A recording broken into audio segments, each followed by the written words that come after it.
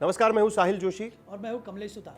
तो संजय राउत शिवसेना नेता आखिरकार 14 दिन के बाद सुशांत सिंह राजपूत के मामले में बोल पड़े और उन्होंने सीधे सीधे बिहार सरकार पर आरोप लगाया, बिहार के राजनेताओं पर आरोप लगाया कि ये प्री डिसाइडेड स्क्रिप्ट है और एक स्क्रिप्ट की तरह ये पूरा मामला चल रहा है। पहले से ही तय हो चुका है कि इसमें क्या होना है और उसके आधार पर महाराष्ट्र सरकार पर आरोप लगाया जा रहा है। उन्होंने मांग भी उठाई कि अब सुशांत के परिवार वालों की भी जांच होनी चाहिए कि आखिरकार सुशांत सिंह राजपूत और उनमें कैसे दरार थी और जिसके वजह से सुशांत सिंह राजपूत ने तो कहीं आत्महत्या नहीं की, इसकी भी जांच होनी चाहिए, ये संजय राउत ने कहा।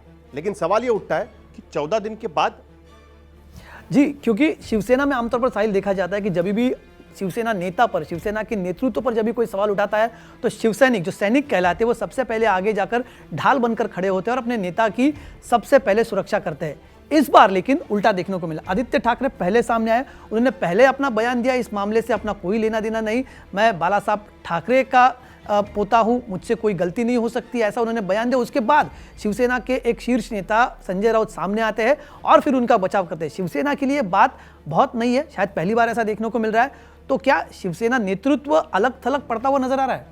बिल्कुल, क्योंकि संजय राउत आखिरकार क्यों नाराज हो सकते हैं। माना जा रहा है कि संजय राउत ने इससे पहले सोनू सूद पर निशाना साधा था, सोनू सूद पर टीका की थी, लेकिन उसके बाद उसी दिन शाम को शिवसेना के नेता उद्धव ठाकरे और आदित्य ठाकरे ने सोनू सूद को अपने घर बुलाया और उसका सत्कार किया था। यह बात कहीं ना कहीं संजय राउत को चुभी थी। इस बार संजय राउत के लिए अच्छा मौका था क्योंकि ठाकरे परिवार पर सीधे आरोप हो रहा था और इसीलिए संजय राउत जरा भी बीच में नहीं पड़े। और ये वही संजय राउत है, जब महाविकास आघाड़ी की सरकार बन रही थी तो हर वक्त हर पल शिवसेना के बचाव में, शिवसेना के समर्थन में, अपने नेतृत्व के समर्थन में आगे आ रहे थे।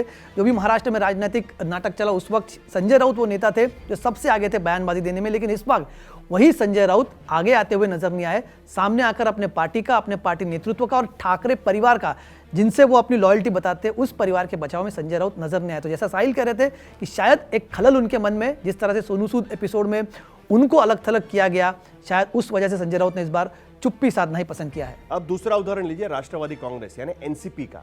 एनसीपी के नेता भी, हालांकि होम डिपार्टमेंट ये एनसीपी के पास है, यानी जो भी इस पूरे मामले में इन्वेस्टिगेशन चल रहा है उसकी जिम्मेदारी ये एनसीपी के मंत्री अनिल देशमुख की होगी, क्योंकि वो महाराष्ट्र के गृह मंत्री है, ना कि उद्धव ठाकरे या आदित्य ठाकरे। लेकिन उसके बावजूद एनसीपी पर कोई सवाल नहीं उठा और ना ही एनसीपी ने ठीक समझा कि इस मामले में अब जाकर बयान देना चाहिए।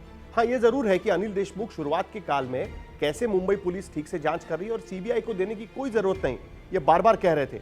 लेकिन इसमें फिलहाल एनसीपी की अपनी राजनीति दिखाई दे रही है। एनसीपी यहां तक ही रुकी, सिर्फ चुप्पी नहीं थी एनसीपी की। एक तरफ जहां एनसीपी चुप्पी साधे बैठी, वही दूसरी तरफ शरद पवार के पोते, उप मुख्यमंत्री, deputy chief minister Ajit Pawar के बेटे पार्थ पवार होम मिनिस्टर को जाके मिलते हैं और ये मांग करते हैं कि ये इस मामले में सीबीआई की जांच होनी चाहिए। अब सीबीआई की जांच, आपको बता दें, ये बीजेपी ने सबसे पहले की थी और बीजेपी इस बात को लेकर अभी भी अड़िग है। इस बात को लेकर बीजेपी लगातार आक्रामक होती हुई दिखाई दे रही है कि इस पूरे मामले की सीबीआई द्वारा जांच हो। एनसीपी के नेता के बेटे से, यानी उप मुख्यमंत्री, कोई छोटा मोटा नेता नहीं, शरद पवार के घर से वास्ता रखने वाले पार्थ पवार खुद ये मांग करते हैं और शिवसेना की अड़चनों में और बढ़ोतरी कर देते हैं। अब समझिए एनसीपी की राजनीति इसके पीछे क्या हो सकती है। दरअसल पिछले कुछ दिनों से लगातार ये दिखाई दे रहा था कि कहीं ना कहीं उद्धव ठाकरे बीजेपी के शीर्ष नेतृत्व यानी अमित शाह या प्रधानमंत्री मोदी के साथ उनकी बात जमती हुई नजर आ रही थी। कहीं ना कहीं एनसीपी और कांग्रेस के मन में ये एक इनसिक्योरिटी थी कि कहीं कल उद्धव ठाकरे उन्हें यह ना कह दे कि अब बीजेपी के साथ हमारे रिश्ते ठीक हो गए, आपको हम दूर कर सकते हैं। अब इस प्रकरण में शिवसेना और बीजेपी के बीच में जो दरारें हैं वो और भी बढ़ती चली गई, क्योंकि इस बार बीजेपी के नेताओं ने सीधे ठाकरे परिवार के युवराज आदित्य ठाकरे पर ही निशाना साधा और आदित्य ठाकरे को बदनाम करने वाला कभी भी शिवसेना के साथ रिश्ते नहीं बना सकता। यही बात सामने रखकर एनसीपी ने सोचा कि फिलहाल दूर रहते हैं, दोनों में और दरार बढ़ेगी तो सरकार ज्यादा ठीक चलेगी। क्योंकि आरोप सिर्फ राजनीतिक नहीं थे, इस बार आरोप सीधे आदित्य ठाकरे पर थे और उद्धव ठाकरे इस बारे में कुछ ज़्यादा ही भावुक है। अपने बेटे के बारे में जब भी आरोप होता है तो उद्धव ठाकरे जाहिर सी बात इससे ज़्यादा नाराज़ होंगे और इसके चलते भारतीय जनता पार्टी और शिवसेना में अगर आने वाले दिनों में कोई नज़दीकियाँ बढ़ती है तो ये नज़दीकियाँ ना बढ़े और ये दरार और बढ़ती जाए। दूसरी भी एक शायद वजह हो सकती है कि जिस तरह से उद्धव ठाकरे पिछले कुछ दिनों से लगातार इंटरफियर कर रहे थे, ऐसा एनसीपी की तरफ से आरोप किया जा रहा था। चाहे वो आईपीएस ऑफिसर्स के ट्रांसफर हो, जिस तरह से एनसीपी के खातों में दखलंदाजी उनकी बढ़ रही थी, या फिर कुछ ब्यूरोक्रेट्स द्वारा सरकार चलाई जा रही है, ऐसा आरोप एनसीपी के कुछ नेताओं द्वारा किया जा रहा है। अजीत पवार थोड़े साइडलाइन होते हुए नजर आ रहे हैं। ये भी एक वजह है कि एनसीपी इस पूरे मामले को लेकर चुप्पी साधे हुए और शायद एक तरह फेंस के बाजू में बैठकर पूरे मामले की मजा लेते हुए नजर आ रही है। बिल्कुल, और कांग्रेस भी यही करती हुई नजर आती है। दरअसल कांग्रेस ने सबसे पहले इस सरकार में जिस तरीके से उनके साथ बर्ताव हो रहा है उसको लेकर सवाल उठाए थे। कांग्रेस का यह कहना था कि उनको कोई सीरियसली नहीं ले रहा है, उनकी बातें मानी नहीं जा रही है। यहां तक कि उद्धव ठाकरे कई बार उनके सीनियर मंत्रियों को मिलने तक का वक्त नहीं देते हैं। इस बार कांग्रेस को लगा कि ठीक है, अब उद्धव ठाकरे को यह समझ में आएगा कि ये आघाड़ी की सरकार है और ऐसे समय पे सभी पार्टियों का साथ में होकर हमला करना ज्यादा ठीक होता है।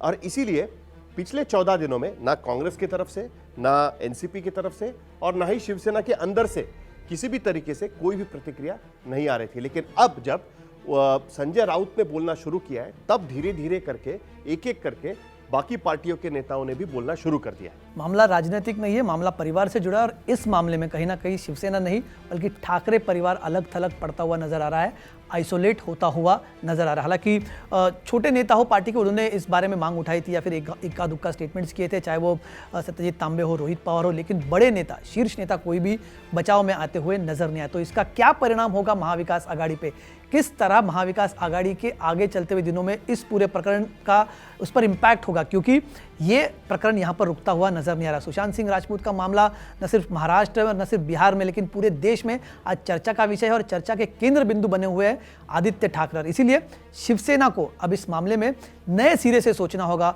और अपने घटक दलों के साथ एक बार फिर से नए सिरे से रिश्ते जोड़ने पड़ेंगे। जाहिर सी बात है, और इसके वजह से कांग्रेस एनसीपी के लिए अच्छी खबर रहेगी कि इस मामले की वजह से एक बार फिर शिवसेना और बीजेपी के बीच दरार इतनी बढ़ती हुई नजर आ रही है कि वो दोनों साथ में आने वाले फ्यूचर में या आने वाले कुछ समय में ये किसी भी तरीके से पॉसिबिलिटी नजर नहीं आती। वहीं दूसरी तरफ तीनों घटक दलों को भी समझ में आ गया है कि अगर तीनों साथ में रहेंगे तभी इस तरीके के संकट का सामना कर पाएंगे।